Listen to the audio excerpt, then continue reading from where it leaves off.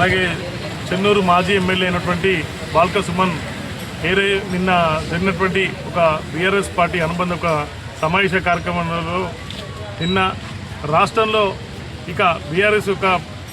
తీరును వైఖరిని మార్చుకోవాలని కేవలం సోషల్ మీడియా ప్రెస్ మీట్లతో ధర్నాలు రాస్తారోకులు వర్ధంతి జయంతులతో కార్యక్రమాలు కాకుండా ఇక టీఆర్ఎస్ యొక్క పందా మార్చుకోవాలని ఇక్కడ నుంచి అయినా కూడా ఉద్యమాల బాధపడాలని అలాగే మిలిటెంట్ యొక్క కార్యక్రమాలు చేపట్టాలని చెప్పని ఉద్దేశించి కార్యకర్తలను ఉద్దేశించి మాట్లాడడం జరిగింది. ఆ ఉద్దేశమైనటువంటి మాటలు వింటే ఒక కార్యకర్తలు రేపు పొద్దు నుంచో లేదా ఈరోజు సాయంత్రం నుంచో ఈ రాష్ట్రంలో ఏం చేస్తారని ఒక భయభ్రాంతులు కొంచెం స్థానిక ప్రజలు అలాగే ప్రజలంతా కూడా భయభ్రాంతులకు గురవుతున్నటువంటి విషయం గ్రహించి ఈరోజు ఉస్మానాబాద్ పోలీస్ స్టేషన్లో బాల్క సుమన్ పైన తను చేసినటువంటి మాటలపైన తనకు ఉద్దేశపూర్వకమైనటువంటి వైఖరి పైన తను చర్యలు తీసుకోవాలని చెప్పని పోలీస్ స్టేషన్లో ఫిర్యాదు చేయడం జరిగింది. తన ఒక మాటలో ఒక ఉద్దేశాన్ని పూర్తి స్థాయిలో వీడియో రూపంగా ఏదైతే తను మాట్లాడిండో ఆ కథనం ఆధారంగా పూర్తిగా